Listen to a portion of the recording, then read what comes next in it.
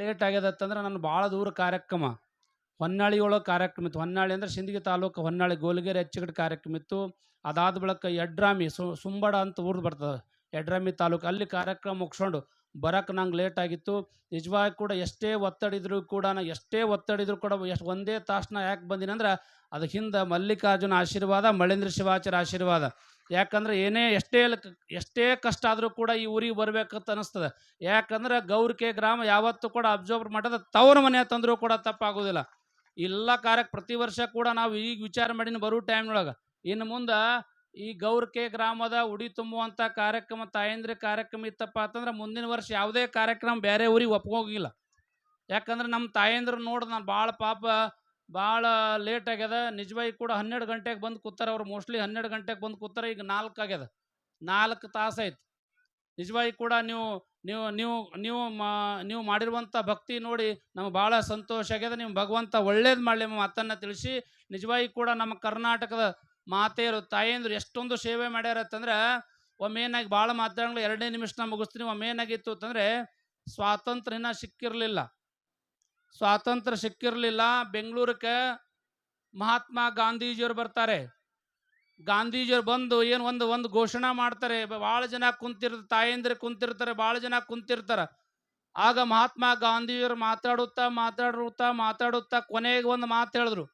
ಈ ದೇಶದ ಸ್ವಾತಂತ್ರ್ಯಕ್ಕೋಸ್ಕರವಾಗಿ ತಾವೆಲ್ಲ ದೇಣಿಗೆ ಕೊಡಬೇಕಂತ ಒಂದು ಮಾತು ಹೇಳಿದ್ರು ತಾಯಂದ್ರಿಗೆ. ಒಂದೇ ಒಂದು ಮಾತು ಹೇಳಿದ ತಕ್ಷಣ ಒಂದೇ ಒಂದು ತಾಸಿನೊಳಗ ಎಲ್ಲ ತಾಯಂದ್ರು ಕೈಯಲ್ಲಿರುವಂಥದ್ದು, ಕೊಳ್ಳಾಗಿರುವಂಥ ಬಂಗಾರ, ಕೈಯಲ್ಲಿರುವಂಥ ಬಂಗಾರ, ಮೂಗಲ್ಲಿರುವಂಥ ಬಂಗಾರ, ಅಷ್ಟು ಬಂಗಾರವನ್ನ ಮಹಾತ್ಮ ಗಾಂಧೀಜಿಯವರ ಹೊಲಕ್ಕೆ ಒಯ್ದು ಇಟ್ಟರು. ಎಲ್ಲರೂ ತಂದು ಸುರಿದ್ರು, ತಮ್ಮ ಎಷ್ಟು ಸಾಧ್ಯ ಅಷ್ಟು ಒಟ್ಟು ತಂದು ಹಾಕಿದ್ರು.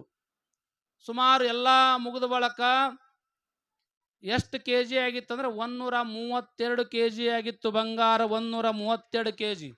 ಮಹಾತ್ಮ ಗಾಂಧೀಜಿಯವರು ಬಂದು ನೋಡ್ತಾರೆ, ಎಲ್ಲ ಕಡೆಗೆ ತಾಳಿ ಇದ್ದು. ಅವ್ರಿಗೆ ಭಾಳ ಆಶ್ಚರ್ಯ ಆಗ್ತದೆ. ಮಹಾತ್ಮ ಗಾಂಧೀಜಿಯವರು ಮತ್ತೆ ಮೈಕ್ ತೊಗೊಂಡು ಹೇಳ್ತಾರೆ, ನೀವೆಲ್ಲ ತಾಯಂದ್ರು ತಾಳಿ ಯಾಕೆ ಕೊಟ್ಟಿರಿ ಅಂತ ಕೇಳಿದ್ರು. ಆಗ ತಾಯಂದ್ರು ಹೇಳಿದ್ರು ಮಹಾತ್ಮ ಗಾಂಧೀಜಿಯವರಿಗೆ, ನೋಡ್ರಿ, ದೇಶ ಇದ್ರೆ ಮಾತ್ರ ತಾಳಿ ಇರ್ತದ. ಅದ್ರ ಸಲುವಾಗಿ ದೇಶ ಮೊದಲು, ಆಮೇಲೆ ತಾಳಿ ಎಂಬ ಸಂದೇಶವನ್ನ ಸಾರಿರುವಂತ ಕೀರ್ತಿ ನಮ್ಮ ಕರ್ನಾಟಕದ ಮಹಾತೇರಿಗೆ ಸಲ್ತದೆ.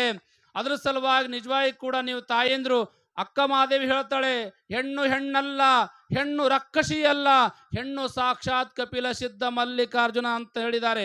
ಅದ್ರ ಸಲುವಾಗಿ ನೀವು ಮಾಡಿರುವಂಥ ಭಕ್ತಿ, ನಿಮ್ಮ ಹತ್ತಿರ ಇರುವಂಥ ತಾಳ್ಮೆ ಶಕ್ತಿ ಫಲವಾಗಿ ಇವತ್ತಿನ ದಿವಸ ನಮ್ಮ ದೇಶ ಭಾಳ ಶಾಂತಿ ಸಮಾಧಾನದ.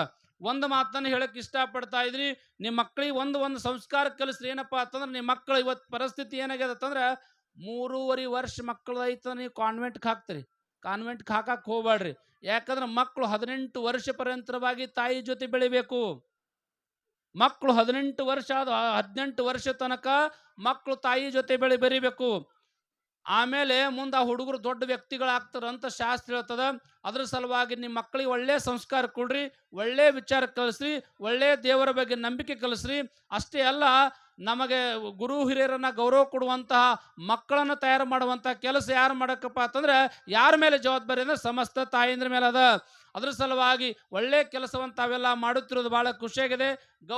ಗ್ರಾಮದ ಈ ಒಂದು ಕಟ್ಟಡ ಸಲುವಾಗಿ ನಮ್ಮ ಬುಸೆಟ್ಟಿ ಸರ್ ಅವರು, ಉಡ್ಚಾಣದ ಬುಸೆಟ್ಟಿ ಸರ್ ಅವರು ಎಂಥ ಸೇವೆ ಮಾಡ್ಯಾರ ನೋಡ್ರಿ, ಎಂಥ ಸೇವೆ ಮಾಡ್ಯಾರ. ಮತ್ತು ಸೇವೆ ಮಾಡ್ಬೇಕು ಮನಸ್ಸು ಬೇಕು. ಎಷ್ಟು ರೊಕ್ಕ ಸಿಕ್ಕಾಪಟ್ಟಿ ದುಡ್ಡು ಬರ್ತದೆ, ಭಾಳ ಜನರ ಹತ್ರ ದುಡ್ಡಿದೆ, ಸಿಕ್ಕಾಪಟ್ಟಿ ದುಡ್ಡಿದೆ, ಕೊಡೋದು ಮನಸ್ಸಿಲ್ಲ ಅಂತ ತೋಣ ಏನು ಮಾಡೋದು. ನಮ್ಮ ಸರ್ ಅವರು ಕೂಡ ತಮ್ಮ ಸ್ವಂತ ಗಳಿಸಿರುವಂಥ ಹಣದೊಳಗೆ 1,51,000 ರೂಪಾಯಿಯನ್ನ ಈ ದೇವಸ್ಥಾನ ಸಲುವಾಗಿ ಸಹಾಯ ಮಾಡಿರತ್ತಂದ್ರೆ ಅವ್ರು ಚಪ್ಪಾಳಿ ಮುಖಾಂತರವಾಗಿ ಧನ್ಯವಾದಗಳನ್ನು ಸಮರ್ಪಣೆ ಮಾಡಬೇಕು. ಅವ್ರು ಅಷ್ಟೇ ಮಾಡಿಲ್ಲ, ಮೇಲೆ ಸಿಡಿ ಹೋಗೋ ಸಲುವಾಗಿ 25,000 ಕೊಟ್ಟಿದ್ದಾರೆ. ಅಷ್ಟೇ ಅಲ್ಲ, ಇವತ್ತಿನ ದಾಸೋಹ ಸೇವೆ ಸಲುವಾಗಿ ನಮ್ಮ ಸರ್ ಅವರು ಮತ್ತೆ 25,000 ರೂಪಾಯಿ ಇವತ್ತಿನ ದಿವಸ ಕೊಟ್ಟಿದ್ದಾರೆ. ಇದೇ ರೀತಿಯೊಳಗೆ ದಾನ ಧರ್ಮಗಳು ಮಾಡಬೇಕು. ಬರೇ ಬಾಯಲ್ಲಿ ಹೇಳಿದ್ರೆ ಆಗಂಗಿಲ್ಲ. ಯಾಕಂದ್ರೆ ಒಂದು ದೇವಸ್ಥಾನ ಬೆಳಿಬೇಕಾದ್ರೆ, ಒಂದು ಮಠ ಬೆಳಿಬೇಕಾದ್ರೆ, ಒಂದು ಊರು ಬೆಳಿಬೇಕಾದ್ರೆ ದಾನ ಬಹಳ ಅವಶ್ಯದ. ನಮ್ಮ ಸರ್ವಜ್ಞ ಕವಿ ಹೇಳ್ತಾನೆ, ಕೊಟ್ಟಿದ್ದು ತನಗೆ ಬಚ್ಚಿಟ್ಟಿದ್ದು ಪರರಿಗೆ ಕೊಟ್ಟಿದ್ದು ಕೆಟ್ಟತನ ಬೇಡ, ಮುಂದೆ ಕಟ್ಟಿಟ್ಟು ಬುತ್ತಿ ಸರ್ವಜ್ಞ ಎಂಬ ಮಾತನ್ನು ಹೇಳಿದ್ದಾರೆ. ನೀವು ಕೊಟ್ಟಂತ ದಾನ ಯಾವತ್ತೂ ಕೂಡ ದಾರಿ ಬುತ್ತಿ ಆಗ್ತದ. ಅದ್ರ ಸಲುವಾಗಿ ಅದನ್ನ ಅರ್ಥ ಮಾಡ್ಕೊಂಡು ನೀವೆಲ್ಲ ವಿಚಾರ ಮಾಡ್ರಿ, ನಿಮ್ಗೆಲ್ಲ ಬದುಕು ಬಂಗಾರ ಆಗ್ಲಿ. ಈ ಆದಷ್ಟು ಬೇಗ ನಾವು ಕೊನೆಯದಾಗಿ ಒಂದು ನಿಮಿಷನ ಮುಗಿಸ್ತೀನಿ. ಮುಂದಿನ ವರ್ಷ ನಾವೆಲ್ಲ ನಮ್ಮ ಕಮಿಟಿಯವರು ಏನ್ ತೀರ್ಮಾನ ಮಾಡಿದೀವಿ ಅಂತಂದ್ರೆ, ಮುಂದಿನ ವರ್ಷ ಗುಡಿ ಉದ್ಘಾಟನೆ ಮಾಡಿ ಭಾಗಮ್ಮ ನಮ್ಮ ಮನೆಗೆ ಹೂವಾಸಿ ಪೂಜಿಸುವೆ ನಾನು ನಿಮಗೆ. ಬಾತಾಯಿ ಭಾಗಮ್ಮ ನಮ್ಮ ಮನೆಗೆ ಹೂವಾಸಿ ಪೂಜಿಸುವೆ ನಾನು ನಿಮಗೆ. ಉಡಿ ತುಂಬಿ ಹೂ ಮುಡಿಸುವೆ ನಿನ್ನಯ ಮುಡಿಗೆ, ಉಡಿ ತುಂಬಿ ಹೂ ಮುಡಿಸುವೆ ನಿನ್ನಯ ಮುಡಿಗೆ. ಮಡಿ ಉಡಿಸಿ ಬರಮಾಡುವೆ ನಿನ್ನಯ ಗುಡಿಗೆ, ಮಡಿ ಉಡಿಸಿ ಬರಮಾಡುವೆ ನಿನ್ನಯ ಗುಡಿಗೆ. ಬಾತಾಯಿ ಬಾತಾಯಿ ಭಾಗಮ್ಮ ನಮ್ಮ ಮನೆಗೆ ಹೂವಾಸಿ ಪೂಜಿಸುವೆ ನಾನು ನಿಮಗೆ.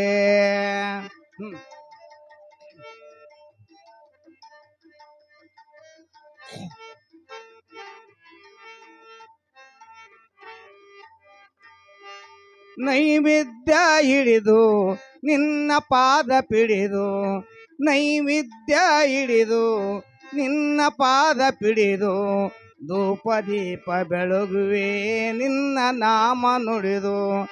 ನೈವೇದ್ಯ ಹಿಡಿದು ನಿನ್ನ ಪಾದ ಪಿಡಿದು, ಧೂಪ ದೀಪ ಬೆಳಗುವೆ ನಿನ್ನ ನಾಮ ನುಡಿದು. ಧೂಪ ದೀಪ ಬೆಳಗುವೆ ನಿನ್ನ ನಾಮ ನುಡಿದು. ಭಕ್ತನ ಕರೆಗೆ ತಿರಸ್ಕಾರ ಮಾಡದೆ, ಭಕ್ತನ ಕರೆಗೆ ತಿರಸ್ಕಾರ ಮಾಡದೆ, ಸಾಕಾರ ರೂಪದಲ್ಲಿ ಸಾಕಾರ ರೂಪದಲ್ಲಿ ಅಪರೂಪದಿ ಕಾಣುವೆ. ಬಾತಾಯಿ ಬಾತಾಯಿ ಬಾತಾಯಿ ಭಾಗಮ್ಮ ನಮ್ಮ ಮನೆಗೆ ಹೂವಾಸಿ ಪೂಜಿಸುವೆ ನಾನು ನಿಮಗೆ. ಉಡಿ ತುಂಬಿ ಹೂ ಮುಡಿಸುವೆ ನಿನ್ನಯ ಮುಡಿಗೆ, ಉಡಿ ತುಂಬಿ ಹೂ ಮುಡಿಸುವೆ ನಿನ್ನಯ ಮುಡಿಗೆ. ಮಡಿ ಉಳಿಸಿ ಬರಮಾಡುವೆ ನಿನ್ನಯ ಗುಡಿಗೆ, ಮಡಿ ಉಳಿಸಿ ಬರಮಾಡುವೆ ನಿನ್ನಯ ಗುಡಿಗೆ. ಬಾತಾಯಿ ಬಾತಾಯಿ ಬಾತಾಯಿ ಭಾಗಮ್ಮ ನಮ್ಮ ಮನೆಗೆ ಹೂವಾಸಿ ಪೂಜಿಸುವೆ ನಾನು ನಿಮಗೆ.